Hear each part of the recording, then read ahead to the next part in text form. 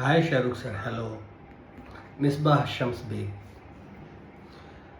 Sir, जैसा कि आप जानते हैं, मुझे पूरा उम्मीद है, मुझे पूरा यकीन है कि मेरे कई वीडियो को आपने देखा भी होगा और सुना भी होगा सर। सर मैंने एक कहानी लिखी है सर, और उसका टाइटल मैं अभी यहाँ पे आपको नहीं बता सकता। 3 अल्फ़ाबेट का है टाइटल, 3 अल्फ़ाबेट, और बहुत ही खूबसूरत। और कहानी उससे उससे कहीं ज़्यादा खूबसूरत। सर, अपनी ज़िंदगी में अगर किसी एक एक्टर की फिल्में मैंने देखी है पूरी की पूरी, तमाम, तो वो सिर्फ आप। वैसे तो मैं हर युग की फिल्में देखा हूँ, क्योंकि बचपन से सबसे ज़्यादा मैंने 2 ही काम किया है, या तो किताबें पढ़ी हैं या फिल्में देखी हैं। और फिल्मों के लिए अपने अब्बा से बड़ा पिटा हूँ सर, अपने बाबा से बहुत ज़्यादा पीटा हूँ। फिल्मों का शौक़ रहा है, फिल्में देखी है हर तरह की। सॉरी सर, दिलीप कुमार साहब की फिल्में देखी हैं ऑलमोस्ट करीब करीब सभी, राज कपूर साहब की, राजेंद्र कुमार साहब की,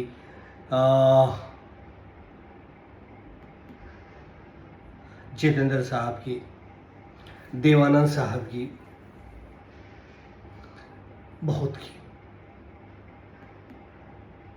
सर, फिल्म जो होती है वो समाज का आईना होती है। कई तरह के सब्जेक्ट होते हैं, कोई रोमांटिक फिल्म होती है, कोई एक्शन फिल्म होती है, कोई क्लासिकल फिल्म होती है, कोई सब्जेक्टिव फिल्म होती है, हर तरह की फिल्में होती हैं।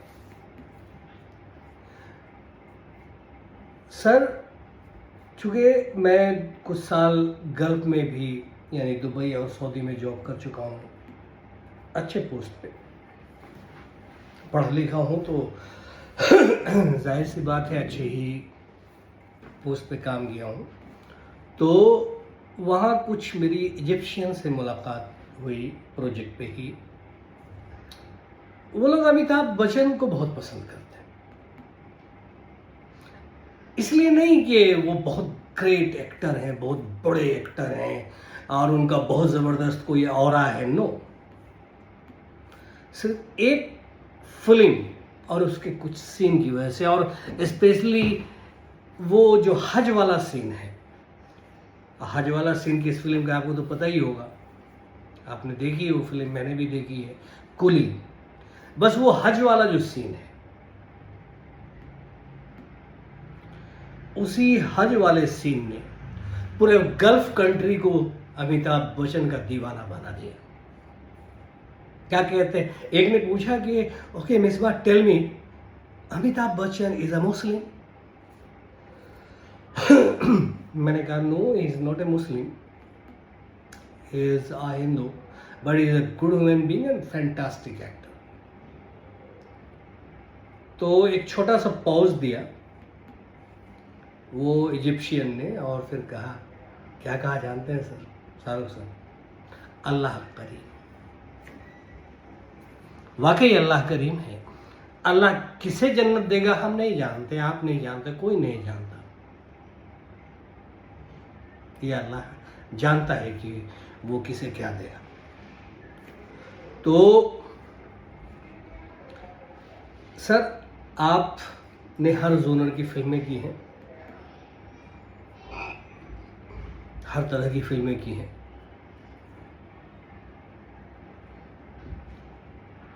अल्लाह ने आपको जो बुलंदी अता की है, वो बुलंदी सबको नहीं अता करता, अपने मखसूस बंदों को ही वो उस पोजीशन पे ले जाता है। मेरी जो कहानी है ना सर, देखिए, यूँ तो फिल्मी दुनिया से जुड़ा हुआ हूँ, 15 साल का मेरा भी राब्ता है फिल्मी दुनिया से, है राब्ता, टच में हूँ, बहुत करीब से रहा हूँ, बहुत करीब से लोगों को जानता भी हूँ, आपके साथ मैंने एक ऐड फिल्म की थी सर, बिग बास्केट 2016। आपका जो बॉडीगार्ड है रवि, मैंने उससे बोला था कि मुझे शाहरुख सर से मिलना चाहता हूँ। बोला हाँ बहुत प्यारा आदमी है, अच्छा इंसान है। वो बोला कि सर तो बिजी रहते हैं, आप एक काम कीजिए, आप लिफाफे में लिख करके दे दीजिए सर की वैनिटी में, आप मैं डाल दूंगा, वो देख लेंगे। मैंने डाला था एक छोटा सा, लेकिन सर क्या होता है कि कहानी ऐसे नहीं समझ में आती है लोगों को। हो सकता है आपने पढ़ी होगी, मैंने तो 3-4 क्या बोलते हैं सर उसको, कोरियर किया था, डीटीएच से किया था, एचडीएल से भी किया था, बड़े बड़े कुरियर एजेंसी से मैंने आपके घर पे किया था। कहानी के कुछ सारांश, वन लाइनर, पता नहीं आपको मिले या नहीं मिले, मिले भी होंगे, आपने पढ़ा नहीं पढ़ा, आई डोंट नो। लेकिन सर मैं आपको वेरी फ्रैंकली और कसम उस मेरे रब की जिसके कब्जे में मेरी रूह है और मेरा दारो मदार है मेरे होने और मेरे मरने का और मेरी सज़ा और जज़ा का, मैं आपसे बहुत सच कह रहा हूँ। जो मैंने लिखा है और जो मैं आपको सुनाऊंगा, मेरी कहानी जो मैंने लिखी है, आप सिर्फ हैरत में नहीं पड़ेंगे, बल्कि आप कुछ देर के लिए शॉक्ड हो जाएंगे कि एक ऐसी कहानी भी कोई लिख सकता है, एक ऐसी कहानी जिसमें सब कुछ है।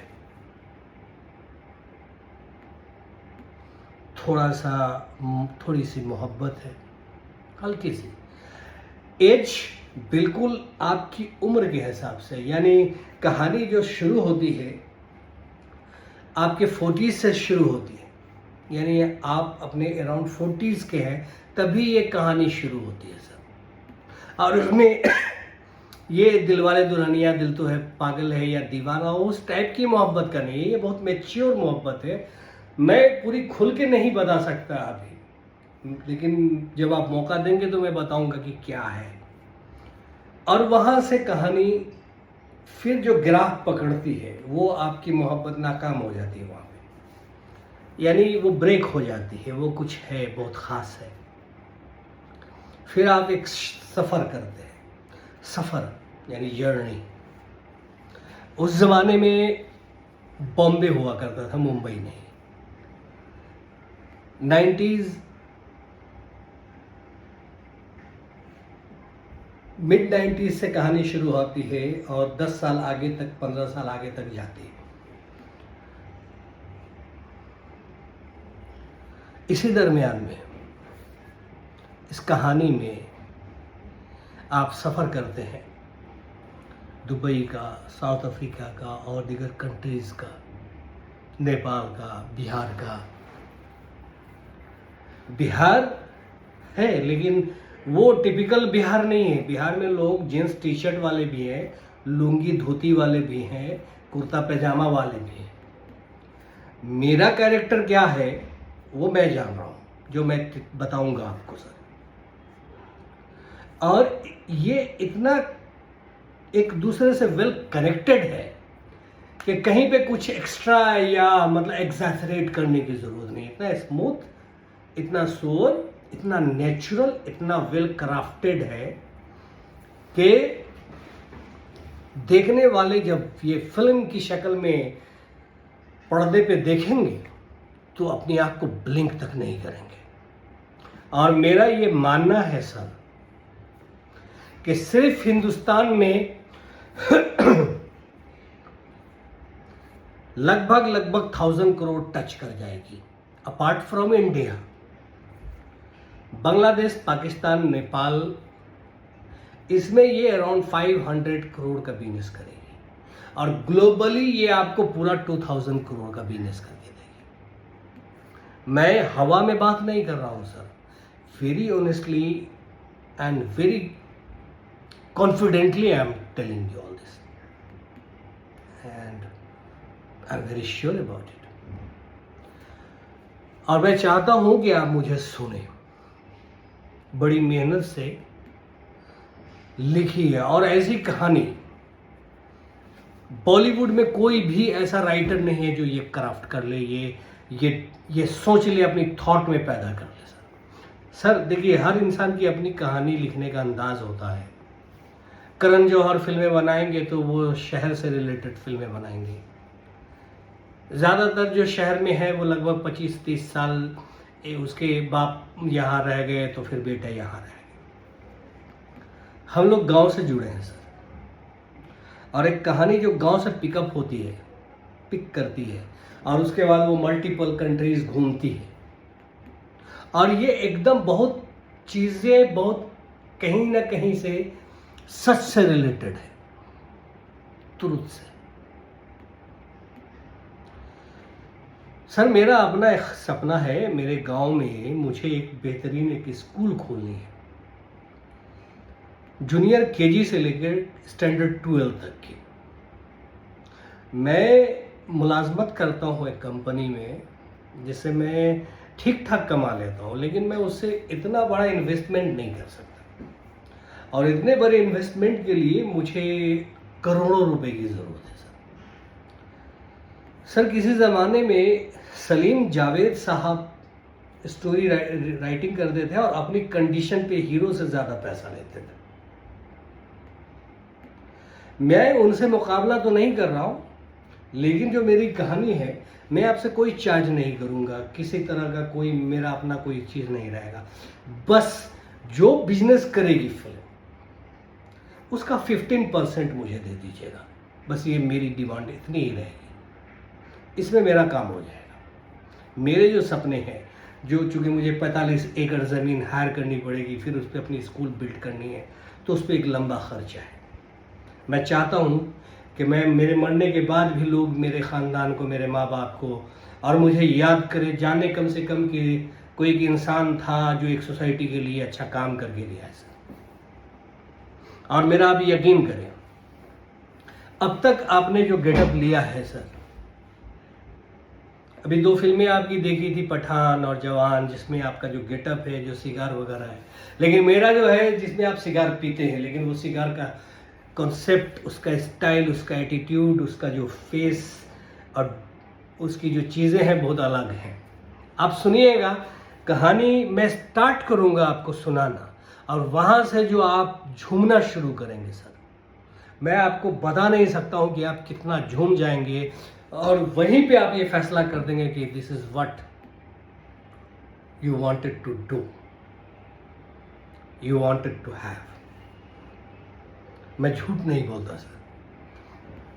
मैं आपसे मिल चुका हूँ, मुझे मिलने का शौक नहीं है सर, मैं आपसे मिल चुका हूँ। मैंने बताया कि 2016 में निशान सर ने, और निशान सर से मेरी बात हुई थी कहानी को लेकर के। वो बोले कि मिसबाह, इस कहानी को कोशिश करना जेन्युइन पीपल तक ले जाने की, क्योंकि मेरी दुनिया बहुत छोटी सी है, ऐड की दुनिया है, मैं फिल्म नहीं बना सकता मिसबाह, बट तुम्हें मैं दुआ दे सकता हूँ और तुमसे इतना कह सकता हूँ कि तुम्हारी ये फिल्म अगर कभी बनी और ये कहानी किसी ने यूज़ किया तो तुम्हारी दुनिया बदल जाएगी। ये निशान सर के शब्द है सर। शाहरुख सर, बस मेरी आपसे इतनी ही रिक्वेस्ट है सर कि एक बार, सिर्फ एक बार सर, मुझे चंद मिनटों का मौका दें, ताकि मैं अपनी ये कहानी आपको सुना सकूं। आपको अल्लाह ने सब कुछ दिया है, सब कुछ, हर चीज। अब आप चाहते हैं कि कुछ और ऐसी फिल्में आपके हिस्से में आए जो आपका और 10 साल बेहतरीन तरीके से स्टारडम के जैसा ही निकले, तो trust me sir, this is something really belong to you, and you must trust me and bless me few of your minute so that I can narrate my story to you. अब मुझे उम्मीद है Shahrukh sir कि आप मुझे ये मौका ज़रूर देंगे। Thank you so much sir, thank you so much.